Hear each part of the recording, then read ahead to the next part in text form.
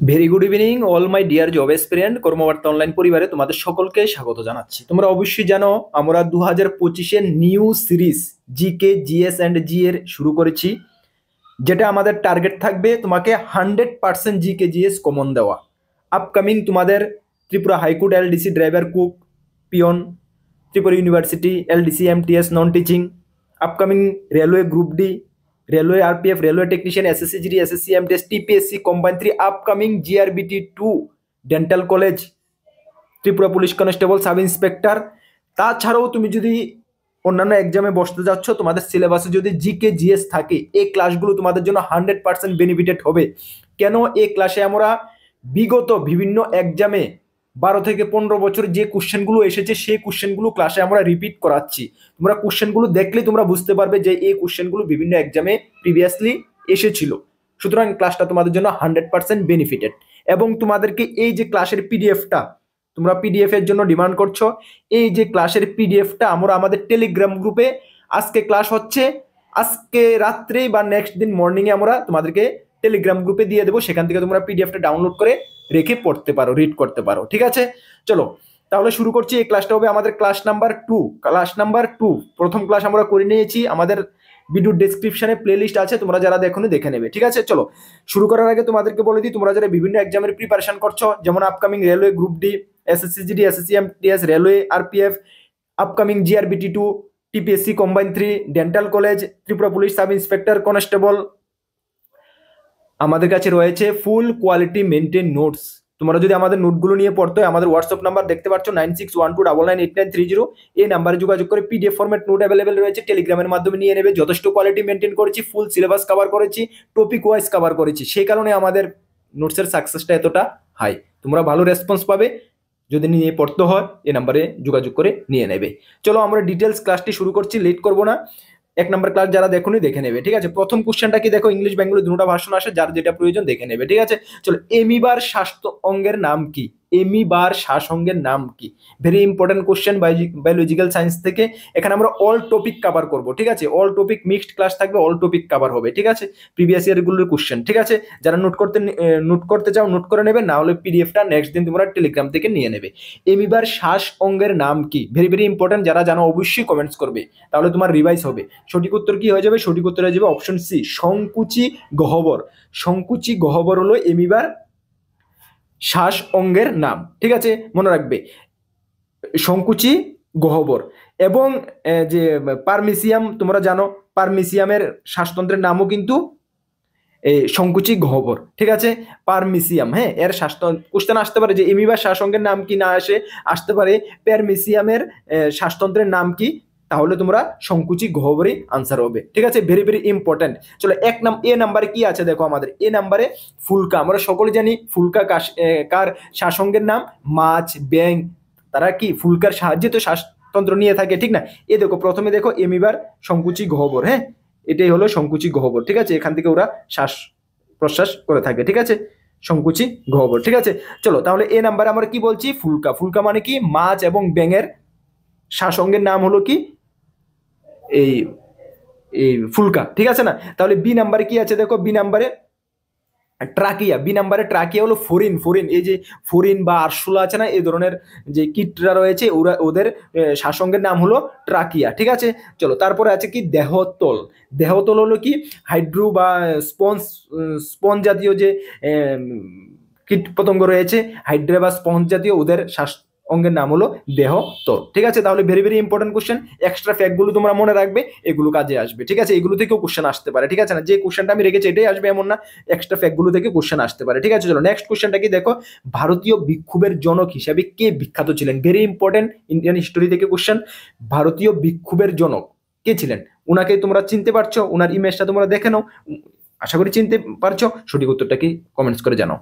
সঠিক উত্তর কি হয়ে যাবে? সঠিক উত্তর হয়ে যাবে বাল গঙ্গাধর তিলক। ঠিক আছে, বাল গঙ্গাধর তিলককে ভারতীয় বিক্ষোভের জনক বলা হয়। অপশন ডি হবে সঠিক উত্তর। ঠিক আছে, যারা ডি নাম্বার কমেন্টস করেছো একদম রাইট। ঠিক আছে, একদম। আচ্ছা, তোমরা এখান থেকে আরেকটা কোশ্চেন তোমরা মনে রাখবে যে তার ডাক নাম কি, তাকে কি নামে ডাকা হতো, ডাক নাম কি? কোশ্চেনটা আসে যে বাল গঙ্গাধর তিলকের ডাক নাম কি, তাহলে সঠিক উত্তর হবে লুকোমান্য। ঠিক আছে, এই কোশ্চেনটা এইভাবে আসতে পারে যে লুকোমান্য কার ডাক নাম বা কার নিক নেম, ঠিক আছে, তাহলে আসতে পারে, তাহলে হবে বাল গঙ্গাধর তিলক। ঠিক আছে, আর উনার একটা আরেকটা কোশ্চেন আসে যে উনার বিখ্যাত যে একটা স্লোগান বা স্লোগান কি, উক্তি কি, উনার স্লোগান বা উক্তি হলো কি, স্বরাজ আমার জন্মগত অধিকার, হ্যাঁ, এবং আমি তা অর্জন করব। এই কোশ্চেনটা আসে যে স্বরাজ আমার জন্মগত অধিকার, এটা কার বিখ্যাত স্লোগান? ঠিক আছে, তাহলে বাল গঙ্গাধর তিলক। ঠিক আছে, তিনোটা কোশ্চেন আমি ডিসকাস করেছি, তিনোটা ভেরি ভেরি ইম্পর্টেন্ট, তিনোটা বিভিন্ন এক্সামে এসেছে।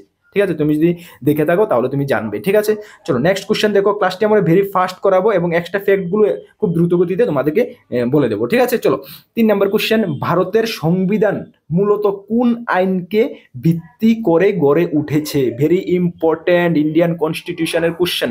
দেখো আমরা হিস্টোরি, জিওগ্রাফি, কনস্টিটিউশন, ভূগোল যা আছে সব কভার করবো এই ক্লাসের মধ্যে। সুতরাং ক্লাসগুলো তোমাদের জন্য একদম রিয়েলি, তোমরা যদি মানে 100% বেনিফিটেড হবে তোমাদের ক্লাস। কেন 2024 আমরা টার্গেট রেখেছিলাম, টার্গেট 100% কমন বিভিন্ন এক্সামে, এখান থেকে আমরা 80+% আমরা কমন দিতে পেরেছি। এবং 2025 আমরা শুরু করেছি টার্গেট 100% কমন, যেখানে অল কোশ্চেন প্রিভিয়াস ইয়ারগুলোতে কভার করব, একটি একটি করে ক্লাস আসবে। ঠিক আছে, সোম বুধ শুক্র আমরা 3টি ক্লাস নিয়ে আসতে চেষ্টা করব।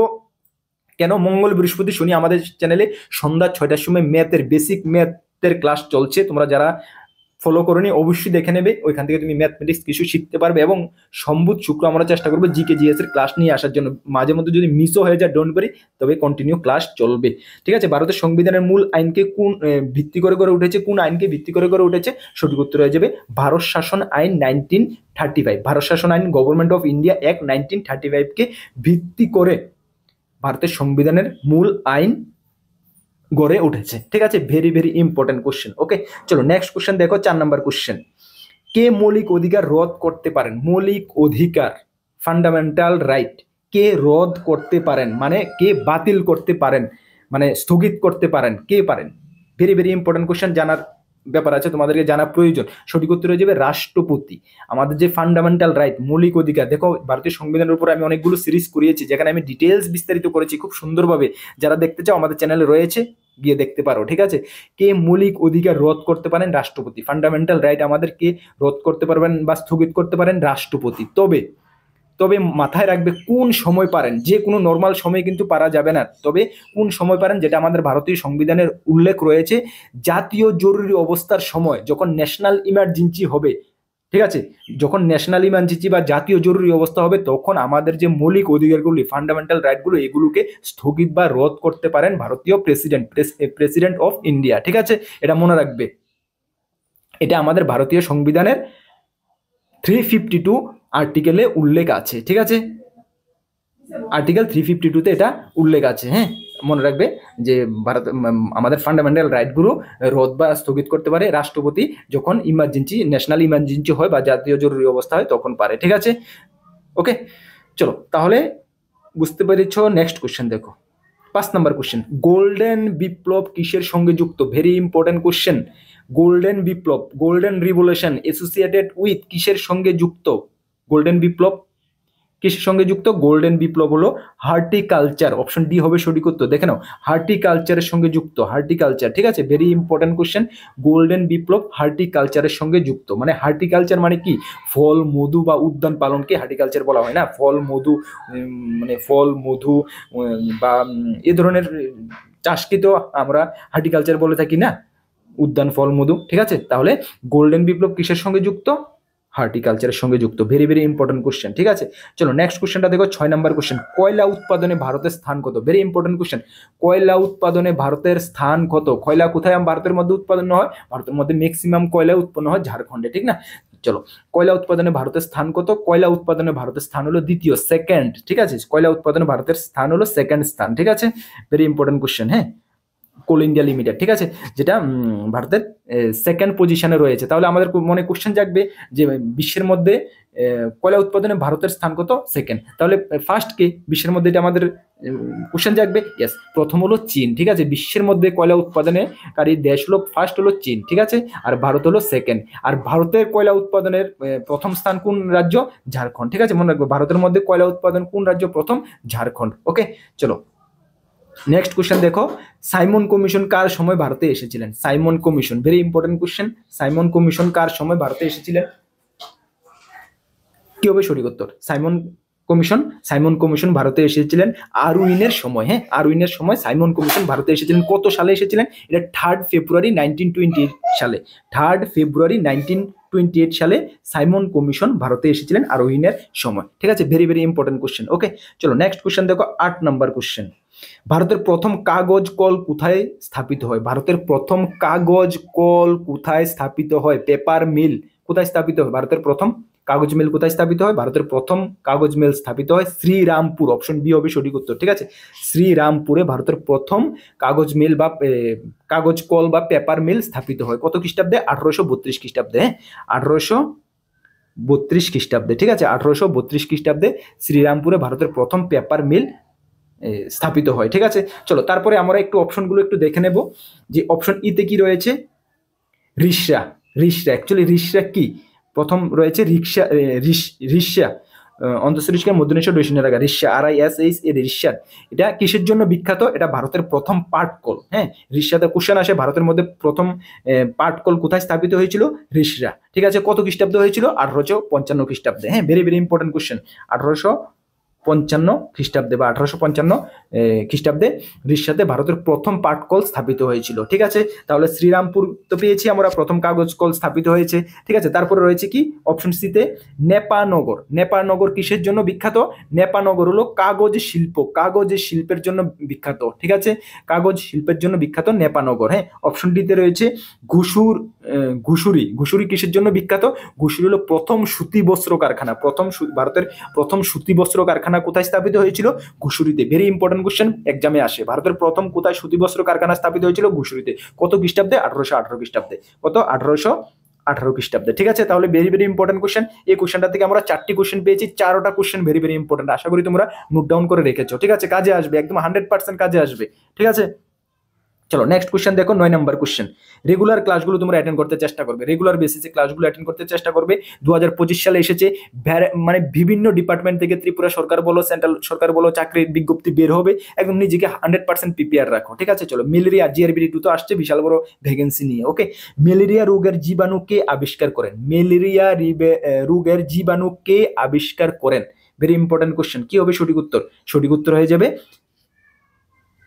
রোনাল্ড রস। হ্যাঁ, রোনাল্ড রস, অপশন বি হবে সঠিক উত্তর। রোনাল্ড রস ম্যালেরিয়া রোগের জীবাণু আবিষ্কার করেন। ভেরি ইম্পর্টেন্ট কোশ্চেন, উনি হলেন ওই ব্যক্তি। ঠিক আছে, চলো অপশন এতে আছে দেখি রবার্ট হক। রবার্ট হক আমাদের জন্য ভেরি ভেরি ইম্পর্টেন্ট কোশ্চেন। অনেক রবার্ট হকের নাম আমরা অনেক শুনেছি, কে না শুনেছি। কি আবিষ্কার করেন রবার্ট হক? কোষ আবিষ্কার করেন। ঠিক না, আমরা সকলে জানি, অনেকবার অনেক এক্সামে এসেছে। কোষ কে আবিষ্কার করেন? রবার্ট হক। কত খ্রিস্টাব্দে আবিষ্কার করেন? 1665 খ্রিস্টাব্দে। 1665 খ্রিস্টাব্দে। ঠিক না, রবার্ট হক কোষ আবিষ্কার করেন। Option A. অপশন সিতে কি রয়েছে? রবার্ট কথ। অপশন সিতে রয়েছে রবার্ট কথ। ঠিক আছে, রবার্ট কথ। হ্যাঁ, রবার্ট কথ কি আবিষ্কার করেন? রবার্ট কথ কি, আচ্ছা যাই হোক, এটা আমার আসছে না মাথা।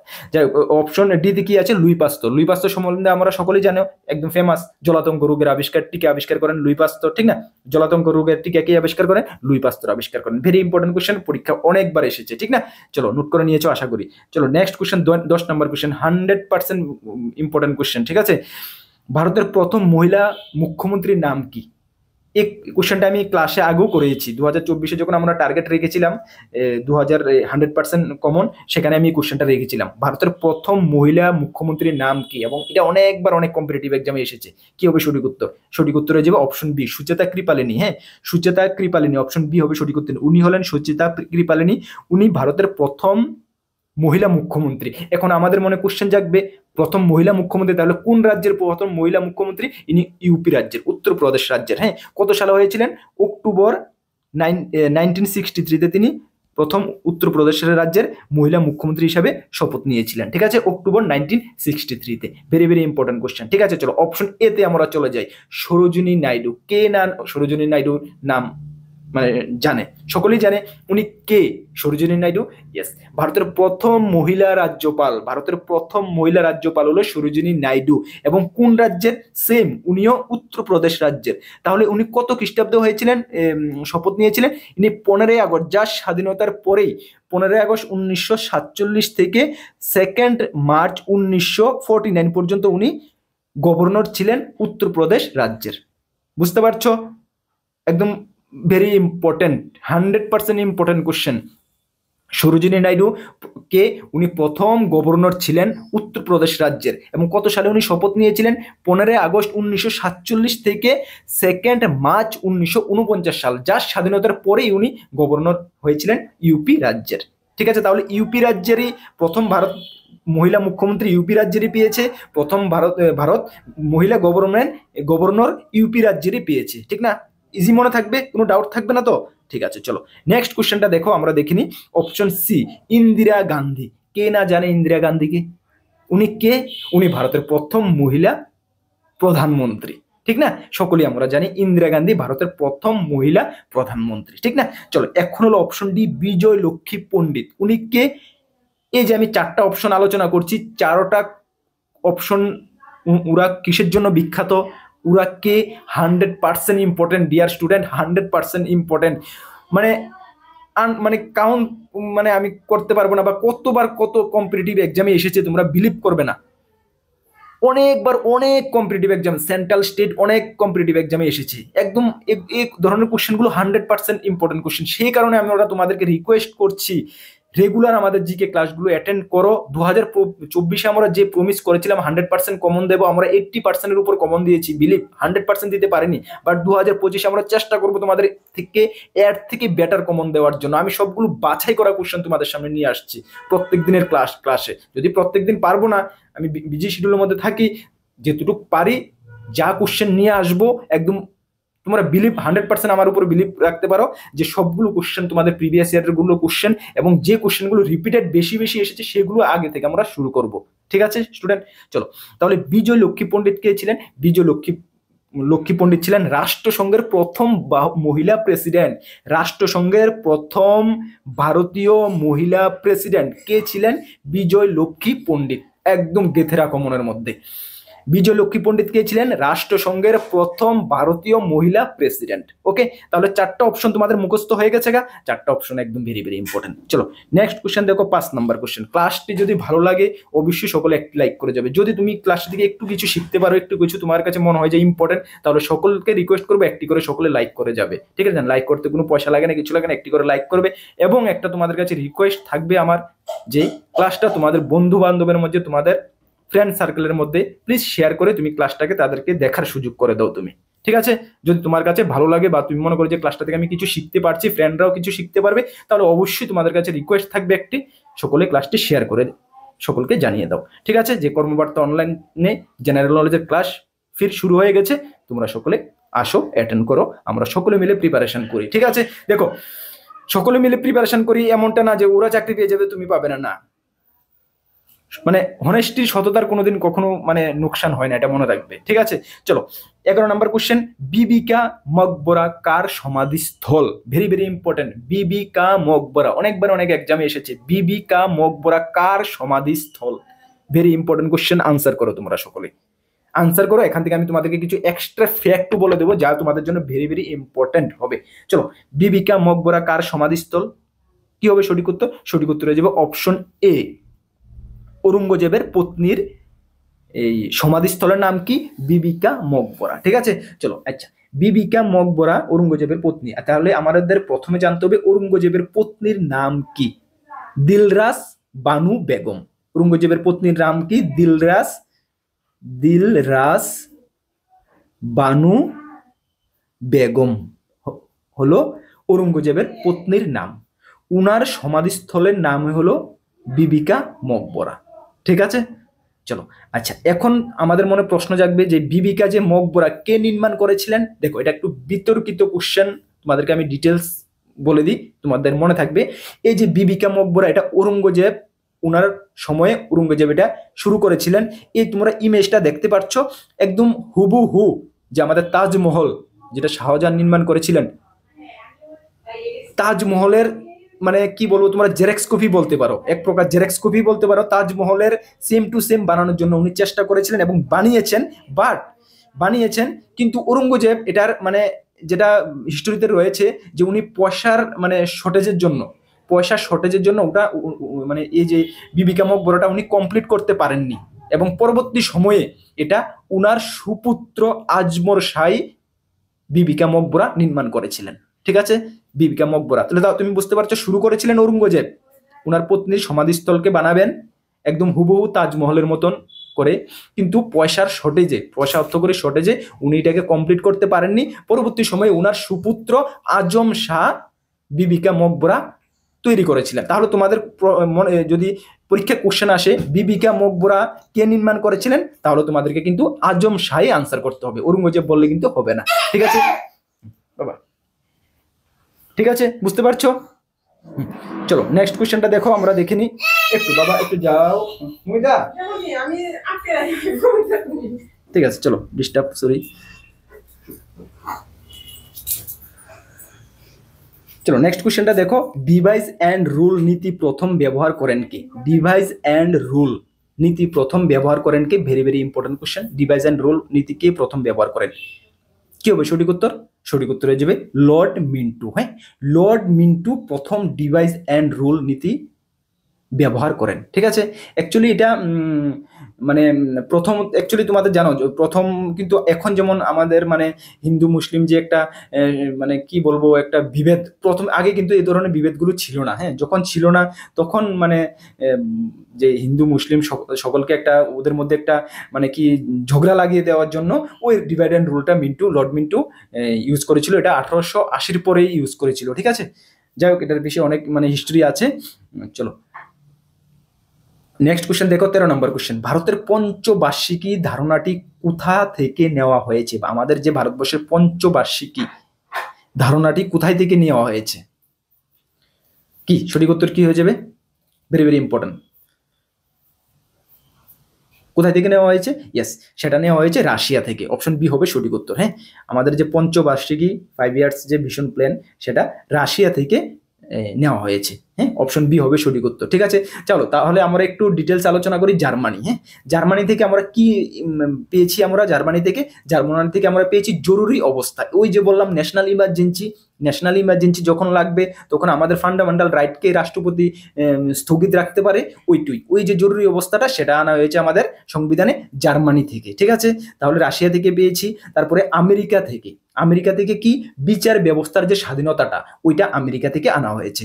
ঠিক আছে, এরপর আয়ারল্যান্ড থেকে আনা হয়েছে DPSP, direct principal state policy, যেটা ডিপিএসপির উপরে আমি কিন্তু ডিটেলস ক্লাস করিয়েছি। আমি যে সংবিধানের ক্লাসগুলো করিয়েছি, সংবিধানের কমসে কম আমি 8 থেকে 10টা ক্লাস মেবি করিয়েছি, না একটু 1-2টা কম হতে পারে। ওইখানে কিন্তু ডিপিএসপিটাকে আমি ডিটেলস তোমাদেরকে বুঝিয়েছি কি ডিপিএসপিটা। ঠিক আছে, যা তোমাদের এক্সামের থেকে যদি আমরা দেখি, পয়েন্ট অফ ভিউ থেকে যদি দেখি, ভেরি ভেরি ইম্পর্টেন্ট। ঠিক আছে, যাই হোক চলো তাহলে এই যে অপশনগুলো কোনটা থেকে আমরা কি পেয়েছি, এই ধরনের কোশ্চেনগুলো কিন্তু ইন্ডিয়ান কনস্টিটিউশন থেকে তোমাদের পরীক্ষায় আসে। হ্যাঁ, আশা করি আসলে তোমরা আনসার করতে পারবে। ঠিক আছে, চলো নেক্সট কোশ্চেনটা দেখো, 14 নম্বর কোশ্চেন কি? পৃথিবীর পরিধি সর্বপ্রথম কে নির্ণয় করেন? পৃথিবীর, এই আমাদের যে পৃথিবীর যে পরিধি, সেটাকে কে নির্ণয় করেন? কি হবে সঠিক উত্তর? তোমরা পিকচারও হয়তো বা দেখতে পাচ্ছ। দেখো পৃথিবীর যে আমাদের ডায়াগ্রাম, পরিধিটাকে কে নির্ণয় করেন? কি হবে সঠিক উত্তর? ইয়েস, সঠিক উত্তর হয়ে যাবে এরাটোস্থেনিস। হ্যাঁ, এরাটোস্থেনিস পৃথিবীর পরিধি নির্ণয় করেন। ঠিক আছে, ভেরি ভেরি ইম্পর্টেন্ট। এবং আমাদের পৃথিবীর পরিধি কত প্রায় জানো নি? প্রায় 40,000 কিলোমিটার, প্রায় 40,000 কিলোমিটার। হ্যাঁ, প্রায় দিতে হবে। ঠিক আছে, প্রায় 40,000 কিলোমিটার আমাদের পৃথিবীর পরিধি। ঠিক আছে, কে আবিষ্কার করেন সেটাকে? কে সর্বপ্রথম কে নির্ণয় করেন? এরাটোস্থেনিস। হ্যাঁ, এরাটোস্থেনিস। হ্যাঁ, অপশন বি হবে সঠিক উত্তর। ঠিক আছে, very very important question dear student. চলো নেক্সট কোশ্চেন দেখো, 15 নম্বর কোশ্চেন। কালো বিপ্লব কিসের সঙ্গে সম্পর্কিত? কালো বিপ্লব কিসের সঙ্গে সম্পর্কিত? কি হবে সঠিক উত্তর? সেটা হলো বায়ু ডিজেলের উৎপাদন সম্পর্কিত বা উৎপাদনের সঙ্গে সম্পর্কিত হলো কালো বিপ্লব। ঠিক আছে, অপশন বি হবে সঠিক উত্তর। যারা বি নাম্বার কমেন্টস করেছো একদম সঠিক। ঠিক আছে, চলো এখন তোমরা বলো যে ক্লাসটি তোমাদের কাছে কেমন লেগেছে, প্লিজ কমেন্টস করে জানাও। যদি কোনো কম বেশি থাকে ক্লাসটার মধ্যে, আরো কিছু ইমপ্রুভ করতে হবে, আরো কিছু অ্যাড করতে হবে, আরো আমার বকবকটা একটু কম করতে হবে, তাহলে তোমরা অবশ্যই আমাকে কমেন্টস করে জানাবে। এটা তো তোমরা জানাও যে আমি বেশি কথা কই। দেখো এই যে কথাগুলো বলছি, এটার মধ্যে কিন্তু কিছু জানার বুঝার আছে, হয়তো বা আমি এটা ভাবি, সে কারণে আমি হয়তো বা একটু বেশি কথা বলি। ঠিক আছে, চলো যাই হোক, এটা যদি আমার বকবকটা একটু কম করতে হয় সেটাও কমেন্টস করে জানাবে। যদি ক্লাসগুলো ভালো লাগে এটাও জানাবে। চলো নেক্সট আগামী ক্লাসে তোমাদের সঙ্গে দেখা হবে। আবারও তোমাদেরকে বলছি, সঠিক দিশায় প্রিপারেশন করো ডিয়ার স্টুডেন্ট। আপকামিং অনেক গভর্নমেন্ট জব রয়েছে, নিজের স্বপ্নটাকে পুরো করো, নিজের টার্গেট পর্যন্ত পৌঁছতে চেষ্টা করো। তোমাদের উপরে তোমাদের মা বাবার অনেক স্বপ্ন রয়েছে, তাদের স্বপ্নটাও পূরণ করতে চেষ্টা করো। নিজেকে একটি ভালো মানুষ করতে চেষ্টা করো। শুধু চাকরি ইনকাম হলে যে ভালো মানুষ হবে এটা না, কিন্তু ইনকামের সঙ্গে, আর্নিং এর সঙ্গে, ফাইন্যান্সিয়াল স্টেবিলিটির সঙ্গে সৎ মানুষ হওয়ার সম্পর্কটা কিন্তু অনেকটা কানেক্ট রয়েছে। যখন তোমার কাছে পয়সা করি সবকিছু থাকবে, তুমি ঠিকঠাক থাকবে, তোমার মাইন্ডসেট ভালো থাকবে, ঠিক না? যখন দেখবে হাতে টাকা পয়সা নেই, কিছু নেই, কোনো ইনকাম সোর্স নেই, কোনো এক নিজেকে সঠিক দিশা নিজের গোল পুরা করতে পারছো না, তখন কিন্তু মানুষের মাথা অনেক সময় কাজ করে না, ঠিক আছে? সুতরাং একটু ঠিকঠাক করে পড়াশোনা করো, ঠিকঠাক করে প্রিপারেশন করো। আপকামিং আমার আশা, আমার হোপ তোমাদের উপরে, ভগবানের কাছে আমি এটাই প্রার্থনা করবো যে 2025-এ তোমাদের টার্গেট পুরা হয়ে যাক, ঠিক আছে? চলো, তার জন্য আমরা যেটুকু আমাদের দ্বারা হেল্প হবে আমি তোমাদেরকে হেল্প করতে চেষ্টা করব।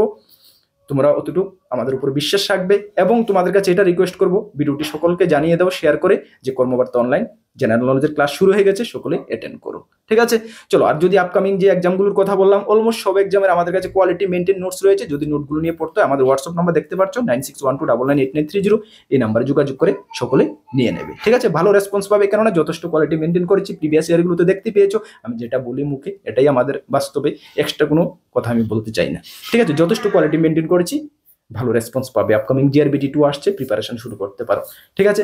চলো, নেক্সট কোনো আপডেটে তোমাদের সঙ্গে দেখা হবে। সকলকে বেস্ট অফ লাক। জয় হিন্দ, বন্দে মাতরম।